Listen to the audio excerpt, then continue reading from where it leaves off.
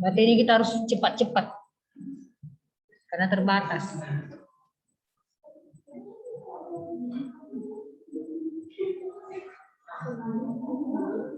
Oke, pertemuan kita hari ini masuk di pertemuan minggu keempat mengenai penawaran. Jadi mengenai penawaran ini tidak jauh beda juga dengan mata kuliah kita yang sudah kita bawakan di minggu lalu, yaitu apa? Tentang apa minggu lalu? Tentang apa? Tentang apa minggu lalu?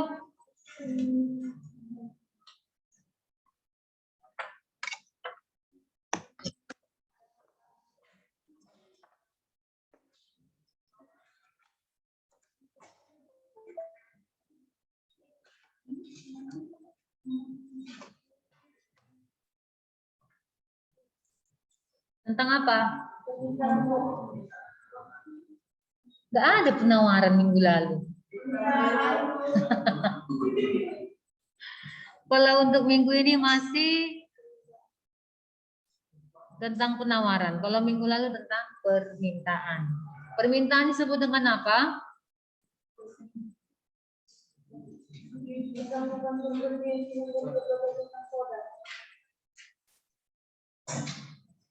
Permintaan disebut dengan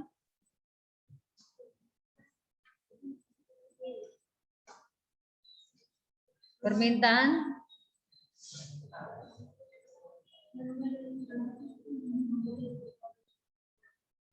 membeli berbagai jumlah produk atau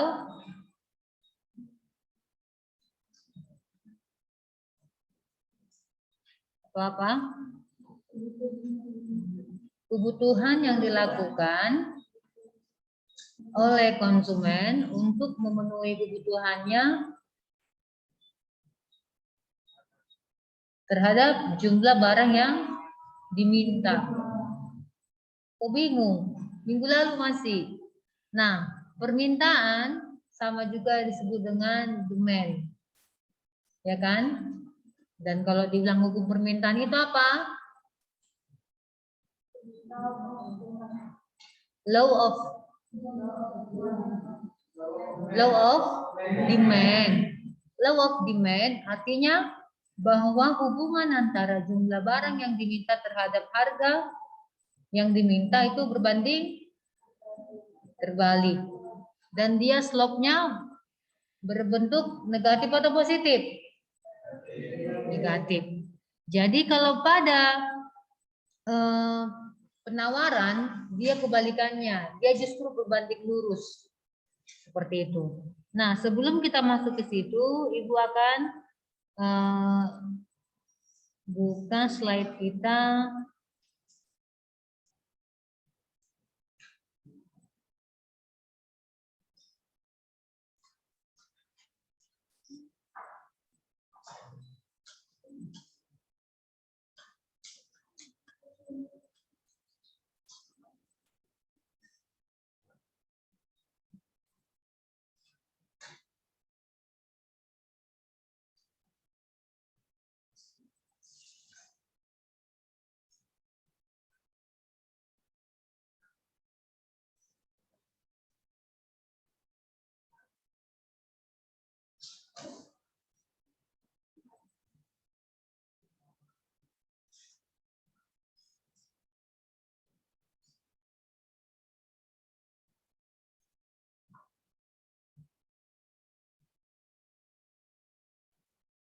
Tentang penawaran.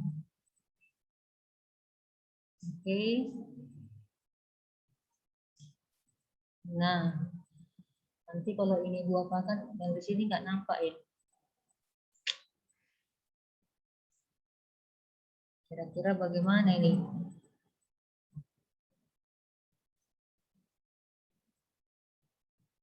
Oke.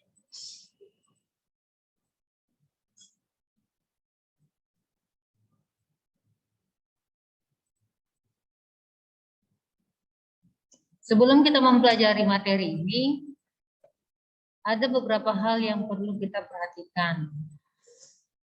Yang pertama adalah capaian pembelajaran.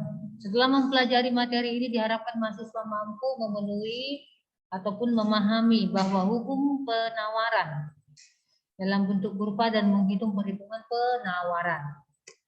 Nah, kita masuk ke penawaran. Penawaran itu apa? Itulah yang disebut dengan supply. Oke, nanti dia simbolnya itu S.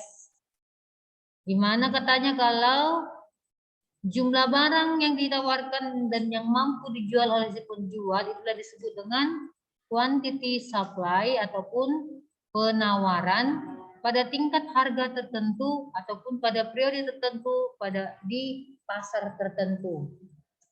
Nah, kita lihat dulu sebelumnya ada kan di situ gambarannya pasar tradisional. Ada gambaran si penjual dan si pembeli. Ada di situ transaksi, melakukan pembayaran penjualan dan pembelian, kan seperti itu. Jadi tadi dibilang bahwa penawaran itu jumlah barang yang ditawarkan yang mampu dijual oleh si penjual itu sendiri. Gak jauh beda dengan permintaan, ada dia ceteris paribusnya. Nah, itulah yang disebut dengan hukum penawaran atau law of supply, yang artinya apabila harga suatu barang naik, maka penawaran barang tersebut juga akan naik. Dan sebaliknya, jika harga ataupun jumlah harga barang turun, maka penawaran barang itu pun akan semakin turun. Jadi dia sifatnya adalah berbanding lurus. Kalau di permintaan kan dia masih negatif, makanya dia berbanding terbalik. Di saat harganya naik, maka jumlah barang yang diminta pun akan turun. Jadi kalau di penawaran dia berbanding lurus. Nah, dikatakan lagi di sini bahwa di dalam untuk melakukan dari awalnya deskripsi yang kita lakukan terhadap kegiatan ekonomi yang untuk memenuhi kebutuhan kita itu, kita akan melakukan list. List itu diturunkan sebagai supply schedule ataupun schedule penawaran. Nah, sama juga dengan di permintaan kan ada kan schedule permintaan, ya kan? Ini juga ada schedule penawaran, adalah tabel yang menunjukkan adanya hubungan antara harga barang yang ditawarkan terhadap jumlah barang yang ditawarkan. Tapi namun di yang lain itu, faktor-faktor yang lain itu dianggap tidak berubah ataupun disebut dengan tetap. Itulah schedule penawaran. Contohnya, kita lihat pada ilustrasi buah durian. Buah durian ada di tabel penawaran durian di pasar Gambir Tebing Tinggi. Ada pasar Gambir di sini? Ada nggak pasar Gambir Tebing? Nggak tahu. Nggak orang Tebing kalian? Ya udahlah, sama-sama lah kita adakan lah ya. Ada tabelnya. Ada, Miss, ada. Oh ada di si Dela bilang ada. Berarti Ibu nggak salah kan, Dela Januario. Iya, Miss. Dikatakan di sini bahwa ada list daripada harga dan durian yang ditawarkan itu. Pada harga 1.000 maka jumlah durian yang ditawarkan itu ada 10. Lihatlah, semakin naik harganya semakin tambah pula jumlah penawarannya, ya kan? Lihatlah, pada harga 3.000 makin naik lagi jumlah yang ditawarkan 30. Pada harga 3.500 makin naik juga 35. Beda dengan permintaan. Semakin tinggi dia, semakin turun juga jumlah kuantitasnya yang diminta. Dan kita lihat di penawaran ini 4.000, maka durian yang ditawarkan itu ada 40. Nah, kurva, kita masuk ke kurva penawaran. Jadi kita ingat lagi alat ukur untuk kegiatan ekonomi dalam penawaran, permintaan dan penawaran itu adalah kurva ataupun grafik, baik ataupun schedule itu sendiri ataupun tabel. Itu untuk melihat bagaimana perbandingan antara jumlah dan juga terhadap harga. Nah, kita lihat di sini kurva penawaran ataupun supply curve itu adalah grafik yang menggambarkan hubungan antara harga barang dengan jumlah yang ditawarkan. Kita lihat ini contohnya, kurva penawaran durian bagaimana terhadap harga dengan jumlah ataupun kuantitas itu sendiri terhadap penawarannya. Lihat, kita kaitkan dia.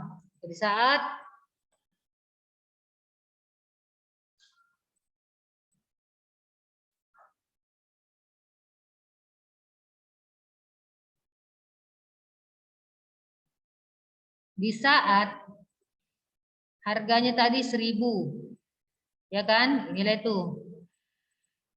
Maka jumlah penawarannya adalah 10. Di saat jumlah penawarannya 20, maka harganya 2.000. Di saat dia 30 bagaimana? Semakin lagi naik. Saat 40 bagaimana? 4.000. Tadi ada satu lagi 35. Maka dia 3.500. Jadi ini A, B, C. Belum siap kita ini terus.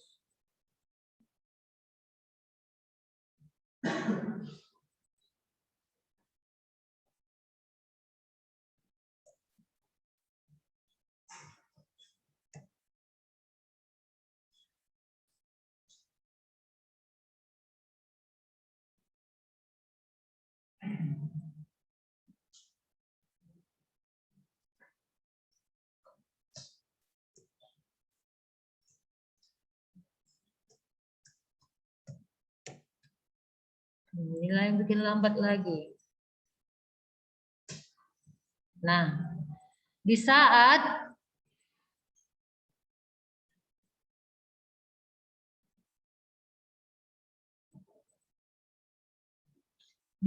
tadi harganya 35, maka jumlah harga barang yang ditawarkan itu 3.500. Titik A, ini kita lihat pertemuan titik A, titik B, titik C, titik D, dan E. Nah, di sini antara A dan B itu disebut dengan apa? Waktu di permintaan?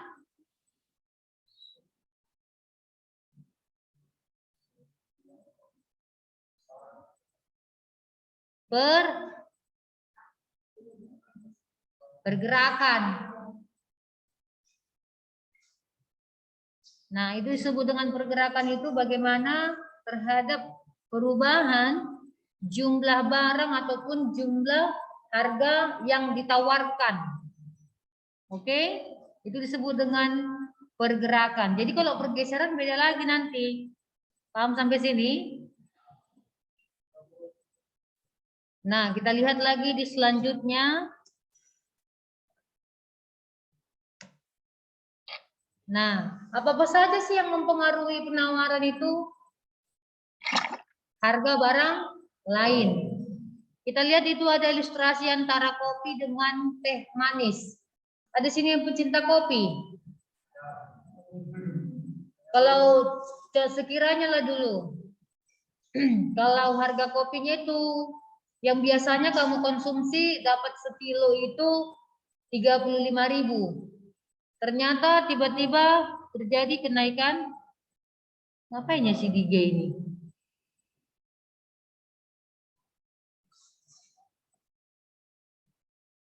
Tahu-taunya naik, mengalami kenaikan harga gara-gara biaya produksinya.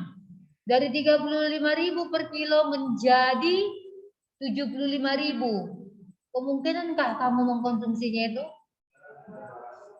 Tergantung, relatif ya. Kalau memang besar ataupun pendapatan yang kamu miliki itu ataupun kemampuan kamu bisa, kamu tidak akan masalah.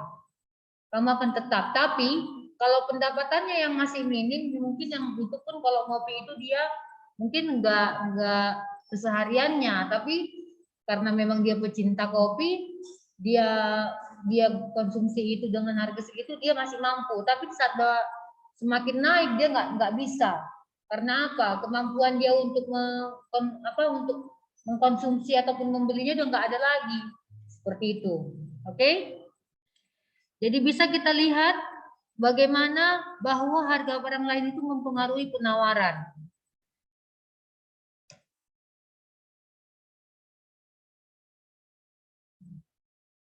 Ada nggak yang mengganggu ini tadi? Mungkin dibuka share screen-nya, diapakan dari sana.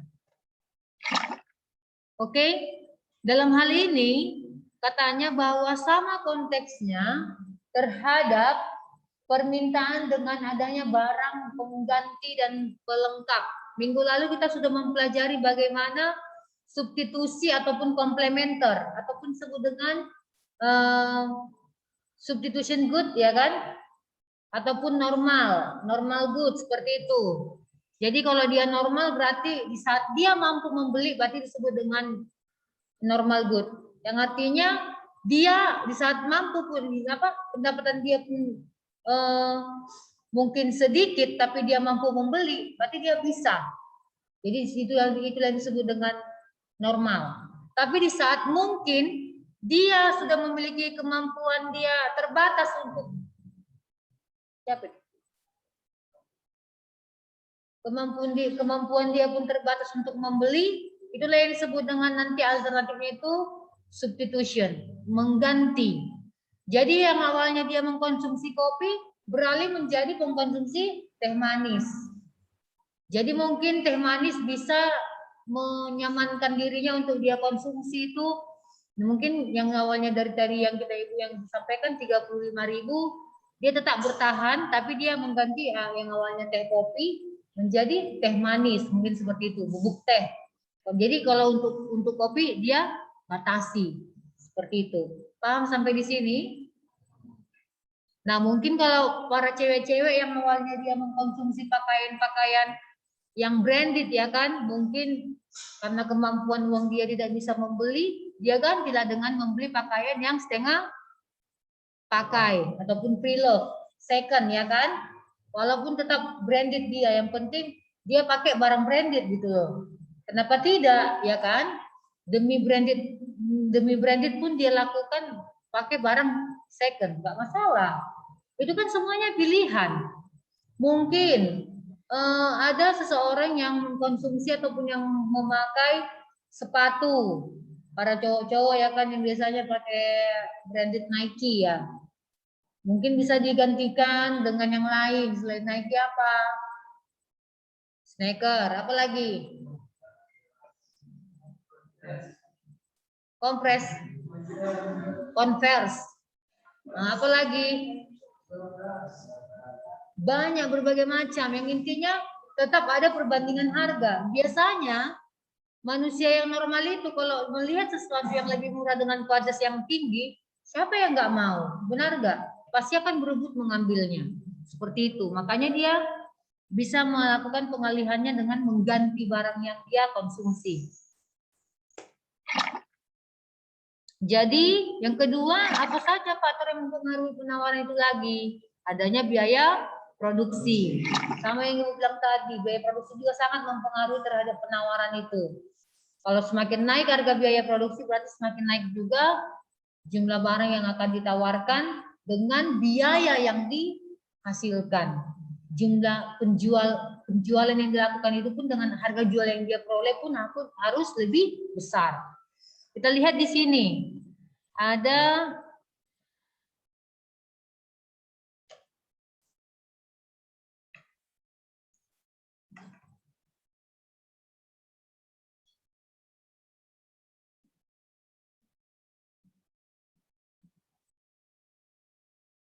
di sini ada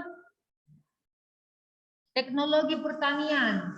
Yang kita lihat pada saat-saat dulu kalau pertanian itu langsung dia dengan kerbau ya kan. Ada Pak Tani membajak dengan dengan menggunakan cangkul. Temannya siapa? Seekor kerbau. Karena kerbau digunakan dia untuk membajak. Untuk sebelum dia menanamnya itu kan harus bikin dulu gelembung-gelembung, entah gelembung apa, yang penting supaya bisa menyerap air kan seperti itu sebelum melakukan pembibitan. Nah, ternyata semakin canggihnya teknologi dan semakin kita lihat zaman sekarang itu, kita lihat bagaimana prosesnya, semakin lebih baik lagi teknologi itu. Kita lihat ini seperti sekarang melakukan pembajakan tidak lagi yang menggunakan seekor kerbau, tapi apa? Mesin, ya kan? Walaupun mungkin mesin masih ada yang dioperatorin sama ya manusia, itu wajib. Kalau memang enggak sama sekali ya pasti robot. Itu pun robot ciptaan siapa? Kan yang intinya itu manusia juga kan gitu. Jadi apa bedanya dengan kegiatan pertanian ini? Sama. Kita lihat dengan di Eropa sana melakukan kegiatan pertanian itu dengan teknologi yang canggih. Mereka kalau sudah melakukan melakukan panen daripada kopi, mereka pakai mesin sistem teknologi menggunakan mobil. Jadi nggak capek lagi kalau kita lihat sekarang masih ada yang manual kan, petik-petik gitu. Kalau sekarang di negara luar nggak seperti itu, apalagi jagung. Baru teknologi yang digunakan orang luar juga kalau untuk hasil pertanian dia teh, kebun teh. Kalau kita kan masih kita kita lihat ibu-ibu apa kan di keranjang di belakang kan, bikin belakang, petik di belakang gitu.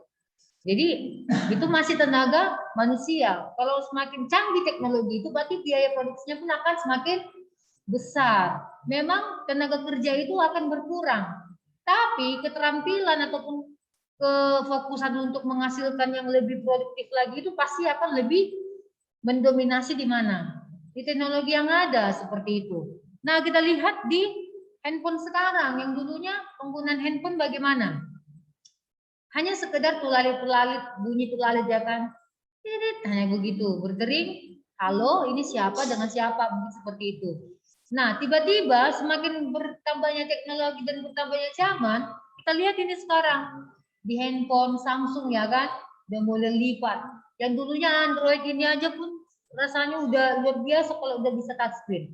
Sekarang udah lipat lagi, ntar lagi nggak tahu lagi apa yang muncul teknologi sekarang. Mungkin yang ibu ingatkan itu. Sedangkan supaya untuk menghindari kemacetan, nggak terlambat kemana-mana, kita bisa terbang ya kan? Kita pakai sayap bentar lagi diciptakan.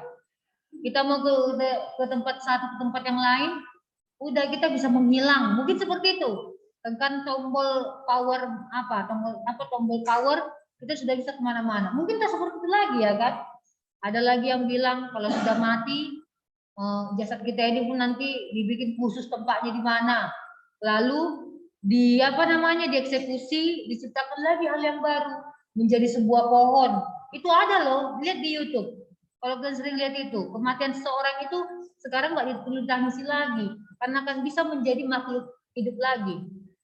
Contohnya mungkin nggak seperti manusia seperti sekarang ini gitu loh, tapi dia akan berubah menjadi makhluk hidup lainnya, mungkin tumbuh-tumbuhan seperti pohon.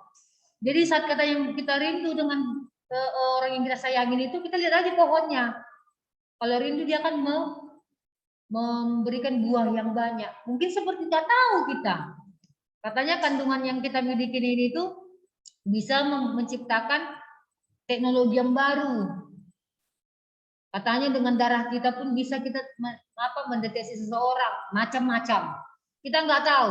Kadang mungkin dibuat pernyataan statement sekarang ini, entahnya 10 tahun, 20 tahun lagi mungkin seperti itu ya enggak. Seperti sekarang, COVID-19, siapa yang bisa mendeteksinya? Pasti udah ada ini juga. Virus itu siapa yang menciptakan? Pasti para ahlinya itu sendiri ya kan? Tapi ya pasti ada imunnya. Imunitas yang dibuatnya itu apa? Alat untuk membuat kita supaya makin kebal. Seperti itu. Ada diciptakan tapi ada dikasih solusi seperti itu. Jadi nggak jauh beda juga dengan ini. Nah, katanya dengan biaya produksi juga sangat mempengaruhi terhadap jumlah dan harga barang yang ditawarkan. Jadi katanya kalau semakin mahal harga pokok produksinya, maka semakin mahal pula harga pokok harga penjualan produk yang dihasilkan. Seperti itu. Oke? Apalagi? Penggunaan teknologi, Bu. Apanya? Kita lihat lagi di slide selanjutnya.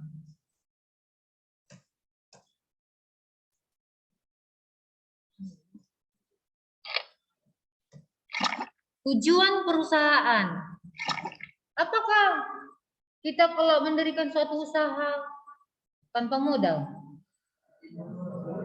Namanya sudah usaha pasti kita buat manajemennya ya kan.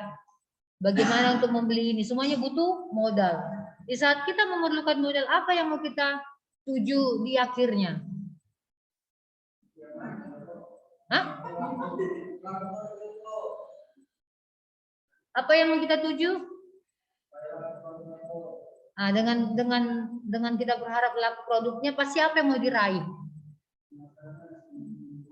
Kita akan memperoleh keuntungan. Itu yang paling utama. Di mana-mana usaha yang dilakukan itu pasti akan, mau dia usaha kecil, menengah, mau besar, sekalipun pasti akan mencapai keuntungan. Itu yang paling utama. Enggak ada orang mendirikan usaha itu hanya untuk sosial.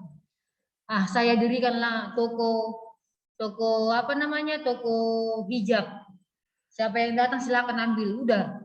Emang ada yang seperti itu? Ya udah beda lah, itu nggak usaha lagi. Sampai bikin grand launching untuk membuat apa namanya, toko terbesar di kota tebing tinggi. Dengan nama apa? Mungkin Umi Hijab ya kan? Tahu-taunya habis itu dia buka. Hanya untuk siapa yang masuk, ambil aja. Mungkinkah seperti itu? Ya enggak lah. Pasti ada tujuan daripada setiap usaha yang dia buat. Mau sekecil apapun itu. Sedangkan kita mau terkadang apa namanya buat usaha kecil-kecilan, mungkin membuat makanan, resep kita mampu membuat resep makanan yang bagus ya kan. Kita dengan keuntungan yang satu porsi makanan aja pun itu 100 perak pun sekalipun itu adalah keuntungan.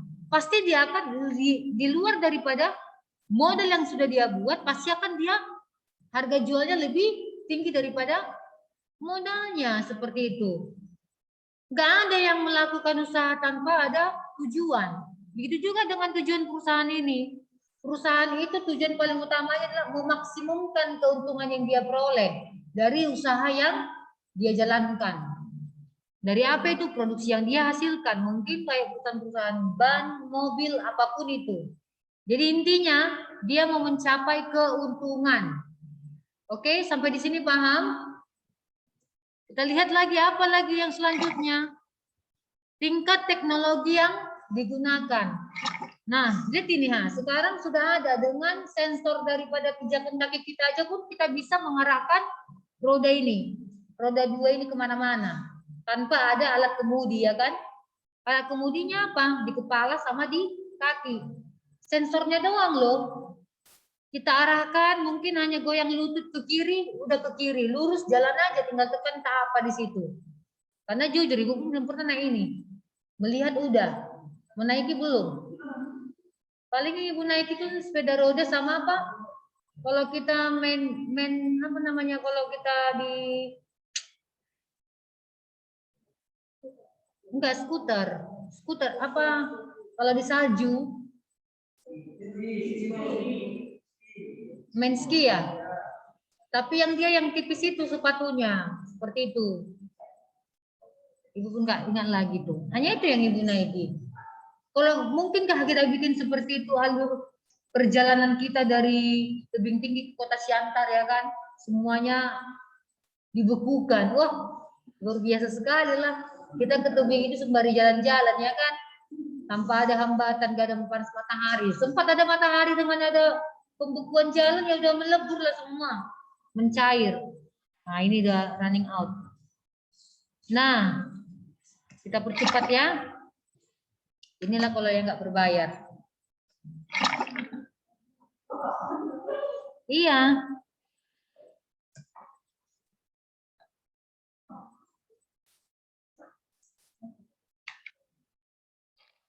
Nah, apalagi ibu simpulkan di sini bahwa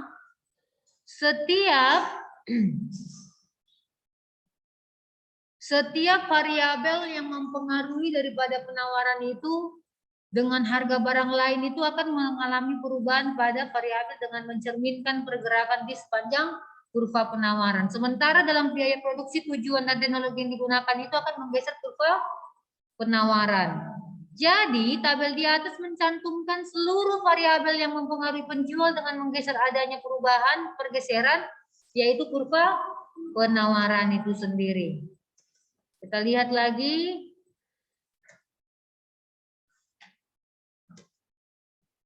Fungsi penawaran. Fungsi penawaran itu Ibu lanjutkan aja ya. Fungsi penawaran itu mencerminkan adanya perilaku produsen di pasar di mana sifat yang berlaku yaitu bahwa jika harga barang mengalami peningkatan, maka jumlah barang yang ditawarkan juga akan semakin meningkat. Begitu juga dengan sebaliknya. Grafik fungsi permintaan mempunyai slope positif ataupun miring ke kanan dari sisi kiri bawah ke kanan atas. Fungsi penawaran merupakan fungsi yang mencerminkan hubungan antara variabel harga ataupun price yang disimbolkan dengan P dengan variabel jumlah barang yang ditawarkan terhadap quantity supply ataupun QS. Rumus fungsi penawaran P dikurang P1 per P2 dikurang P1 sama dengan Q dikurang Q1 per Q2 dikurang Q1. Di mana P1 harga pertama ataupun harga mula-mula, P2 adalah harga perubahan ataupun harga kedua, Q1 sama dengan kuantitas supply yang pertama ataupun jumlah barang yang ditawarkan yang pertama ataupun mula-mula dengan jumlah barang yang ditawarkan yang kedua ataupun setelah mengalami perubahan. Apa rumus penawaran? Apa rumusnya? Fungsi penawaran P dikurang P1 per P2 dikurang P1 sama dengan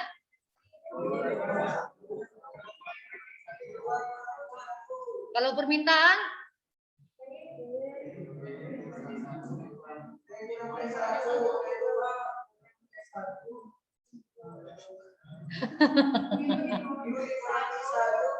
jangan QQ. P, ingat aja, P dikurang P1 per P2 dikurang P1 sama dengan Q dikurang Q1 per Q2 per Q1. Dikurang Q1, oke? Contohnya ini, pada saat harga barang X Rp5, jumlah yang ditawarkan 5. Jika harga barang tersebut naik menjadi 15, jumlah barang yang ditawarkan bertambah menjadi 55 unit. Buatlah fungsi penawarannya. Kita lihat. Berapa hasilnya?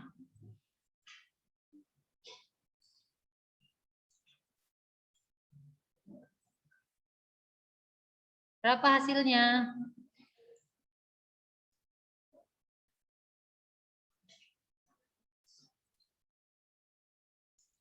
Ingat rumusnya tadi apa?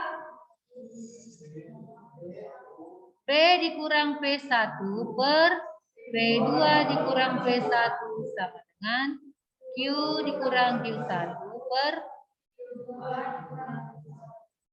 pindahkanlah. Berapa nilai P-nya? Tetap. P1 berapa? Berapa? Per? Kembalikan hitung di situ. Q dikurang berapa Q1-nya? Q1 5. Q2 P dikurang 5 10. Q kurang 5 perkalian apa ini? P dikurang 5.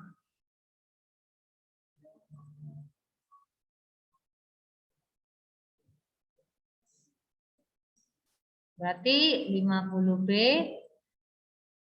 dikurang 250.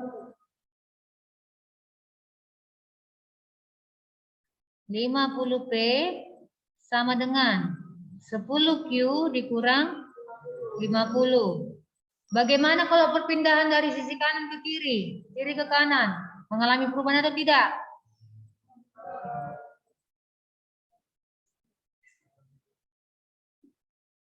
Q dikurang, bagaimana jika penjumlahannya lebih besar? Hasilnya positif atau negatif? Berarti ini bagaimana?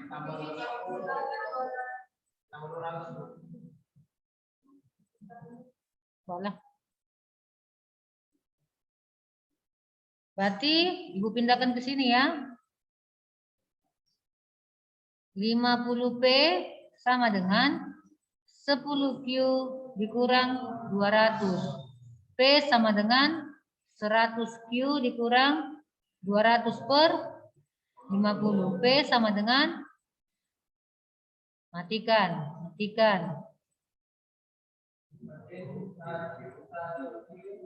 Gak ada 1Q, berarti jadi Q kurang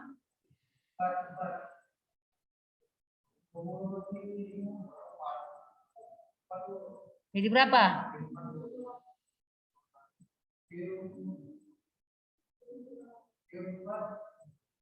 20 bagi 5.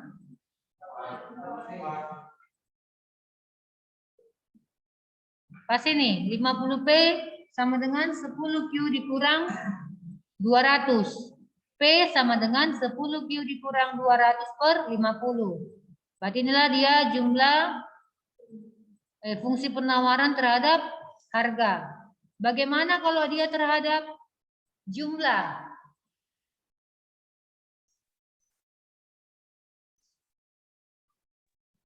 Bu, itu bukannya positif 200, Bu.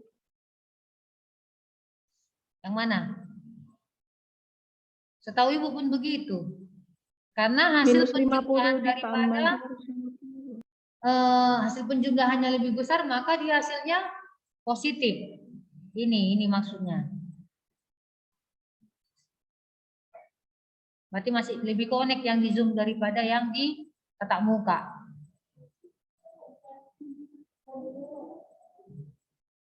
Oke. Berarti P sama dengan Q ditambah 4.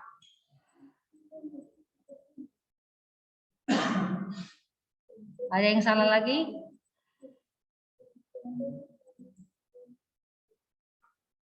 Di mana? Apa? Itu, Bu, yang hasil Q-nya salah itu. Kenapa? Hasil Q-nya, Bu.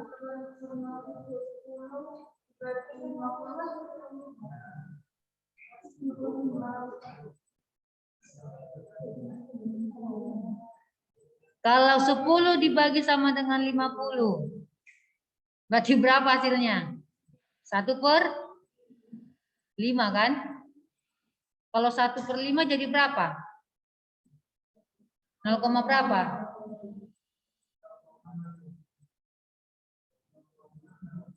0,2. Kok 0,6? 1 dibagi 5. Berarti 0,2. 0,2 Q. Tambah 200 dibagi 50, pas nggak? Pas atau enggak?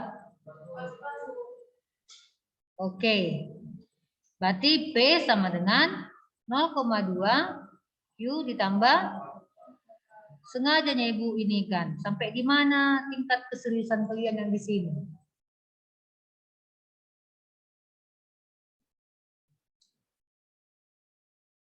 Oke, bagaimana dia terhadap, ini kan terhadap harga ya. Bagaimana terhadap jumlah